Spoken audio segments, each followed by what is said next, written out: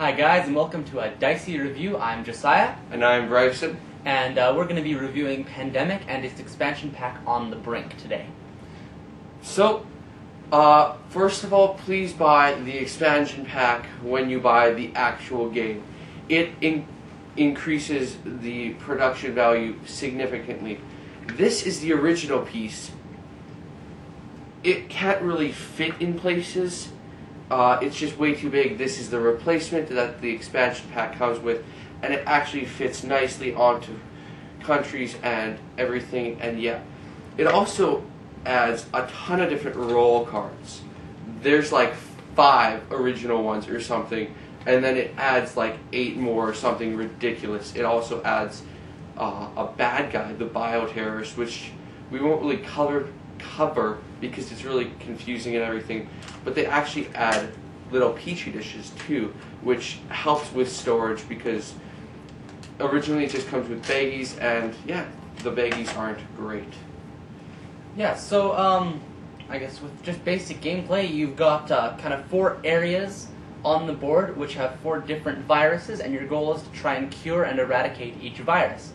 This is a game played with multiple people all working together to eradicate the virus. And yeah, basically you're kind of just running around trying to keep the viruses from getting too out of control and trying to find a cure at the same time. So yeah, the infection rate cards, I'll just do an example. So because orange is eradicated, symbolized by that, nothing will happen. But then San Francisco, you would go over here, you take a blue piece, which Josiah has by him. I do. And he will add another blue piece to San Francisco. And then, let's say it's over here, because it's at 3, we'd flip 1 more, and we'd add 1 to Bogota, which, here's the yellow, and yeah, we just add another piece. But, there's 3 pieces here already, so we gotta create a pandemic. Oh no! At this point, if you're with a good group of people, everyone panics and screams, and it's a lot of fun. Yes. Okay, and then, yeah. Throughout the game, each player will go around the board, and they have 4 things to do on each turn, and I'll let Josiah cover those. Well, basically, your options are things like movement. You can try and get rid of some of the pieces of disease to prevent it from getting too out of control and becoming a pandemic. You can also build research centers, you can trade cards, or you can develop a cure, as long as you have the right cards. We'll mention that in a little bit. But yeah, there's a lot of different strategy that goes into this. The cool thing about this game is that since you're working together, you're not hiding your cards from each other. You're showing everyone what you've got, you're discussing what would be best to try and eradicate the virus. And yeah, there's just a lot of really cool planning and group discussion that goes into this game. Another thing I really like about this game is the fact that you can actually kind of customize it. You can have different levels. The different levels will start the outbreak meter and the infection rate meter at different places throughout the game. On the easier levels, they'll start at like 2 cards per turn, and at the harder ones, it'll.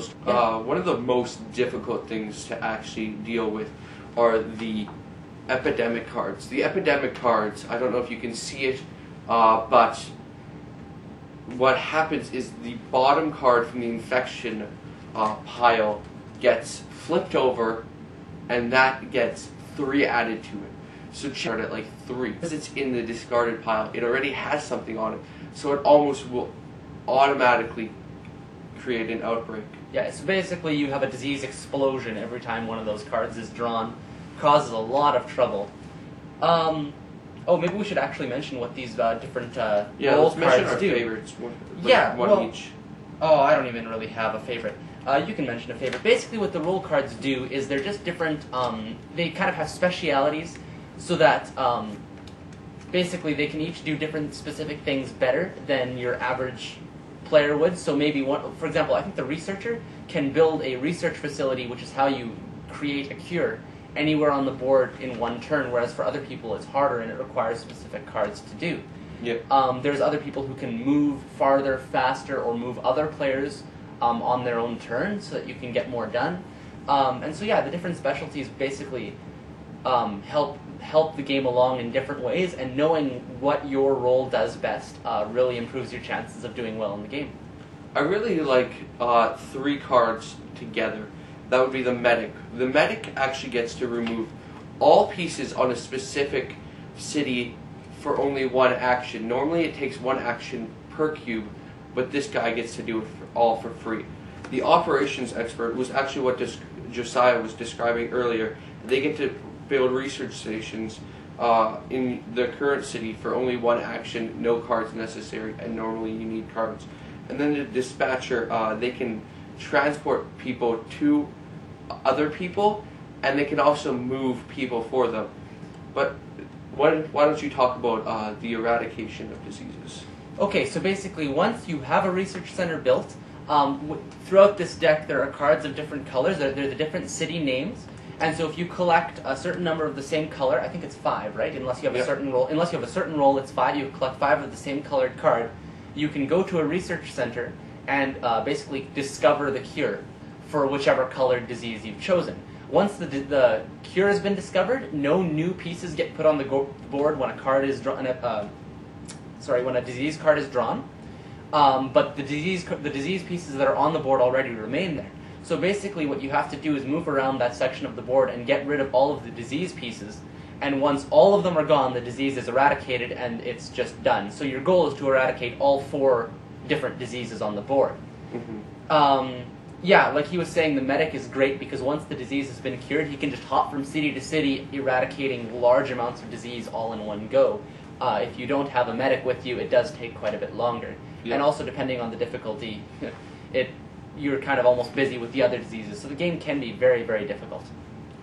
Yeah, I guess that'll bring us to the reviewing, well, not the reviewing part, but the actual, this is what we feel about each part of the game. Yeah, cool. So the first thing we want to talk about is time. How long does the game take?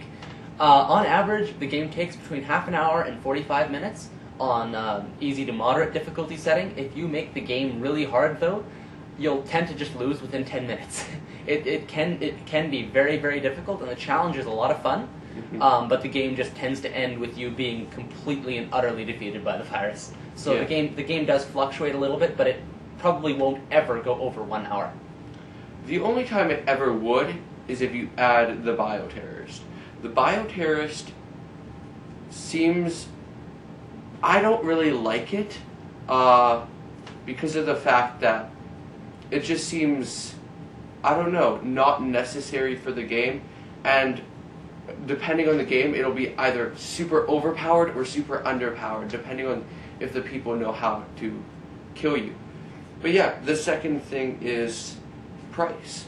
The price of the game is actually not that bad.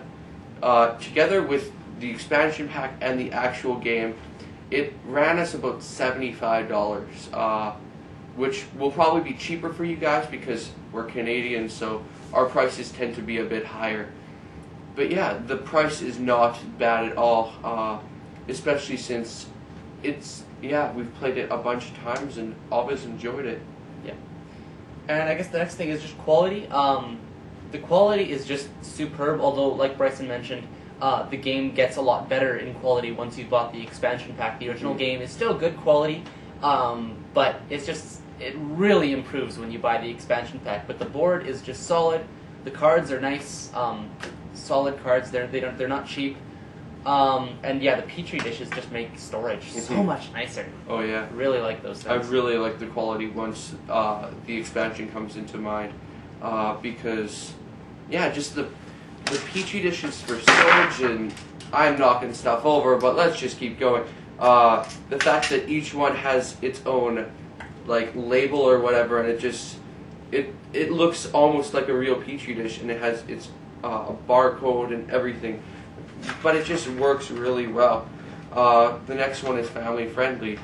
I would say this game is actually well suited for younger kids because of the fact that you work together, so the more experienced or older players can actually help the younger kids. Like, if they are having trouble making a decision, they can actually say, this is what I recommend doing, and they can really help them.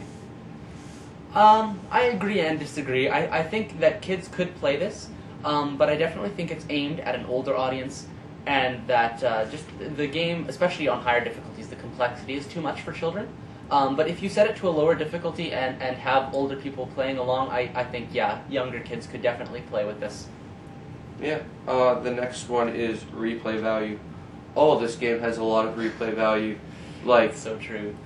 the fact that you can add difficulties just makes it so much better, because eventually, especially if you're handpicking your rolls, it can get super easy and everything. But yeah, once you add the higher difficulties, it can really become a lot more difficult, and that is a good thing.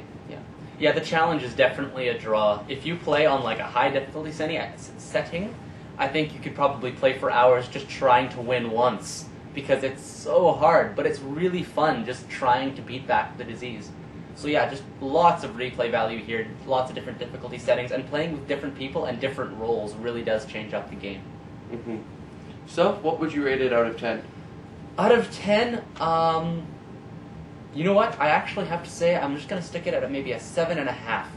I enjoy the game. I enjoy the strategy involved, but it just feels a little bit stale. I don't know. It's just, I enjoy it, but there's just something not there. I don't even know how to define it, but it's just, yeah, 7.5. I don't even know why exactly, but I didn't enjoy it as much as I had originally expected to. Yeah, I'm going to actually rate it higher at an 8.5, just because of the fact that I would definitely rate it higher if it didn't rely so much on the people you're with. The people you're with change the game so much. Like, if you're with people who just want to, okay, this is what we do, like, take it so seriously, it's going to lose its fun factor, but it's going to make it easier. But if you're with people who just jokingly take it and like, ha ha ha, we're going to die and everything, it just makes it more fun. And yeah, it just brings up the ante with just the fun factor. Right, well, that's been a Dicey review. I'm Josiah. And I'm Bryson. We'll see you again soon. See ya.